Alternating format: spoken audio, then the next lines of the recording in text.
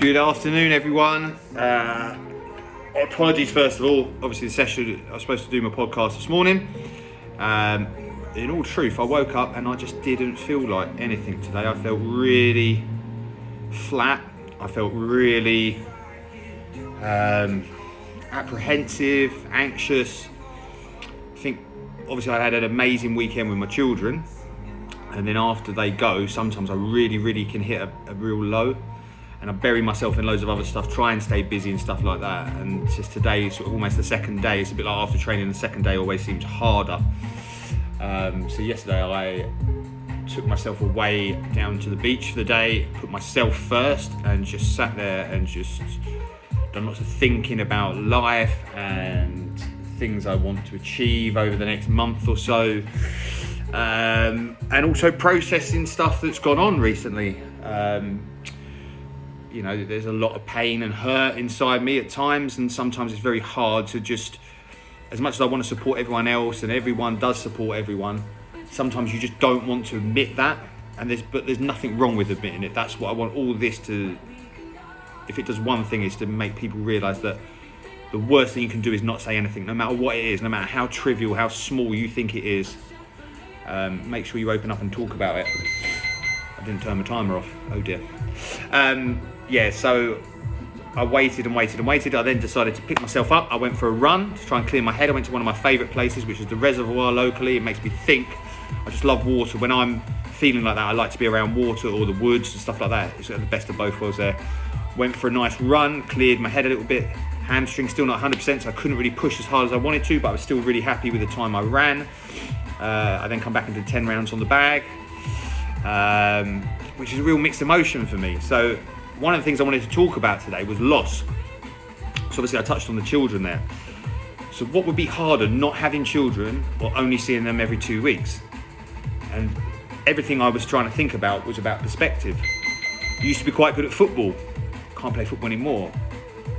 Would I swap the fact that I'd had all those amazing memories at football to not feel the way I do about the loss of it now?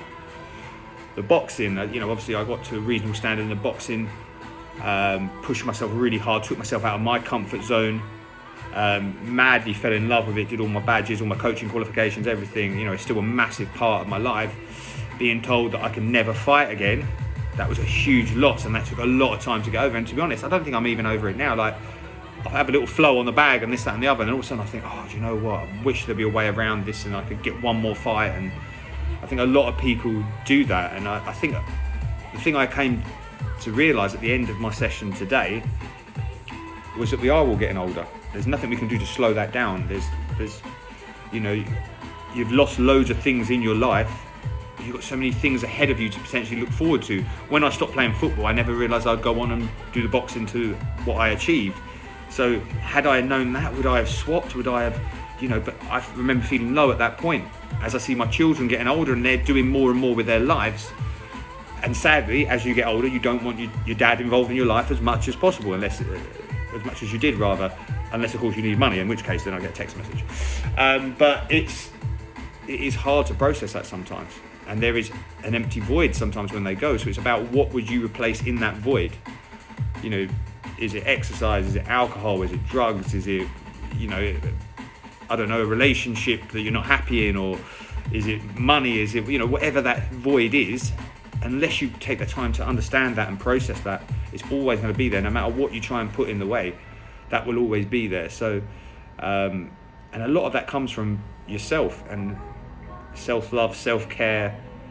Meditation's massive. I used to laugh about it, but I tell you what, every time I meditate, I really feel more grounded and accepted. I don't have to think about, why shouldn't I feel like this? I should feel like that. That's how I feel.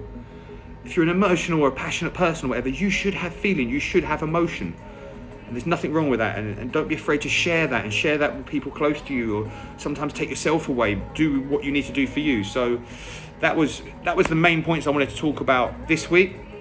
Again, thanks. I've had some amazing messages and some positive feedback from everyone, and I really appreciate it. And I'll keep doing these as long as you want me to.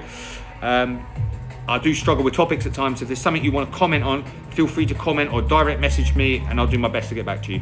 Have a blessed day.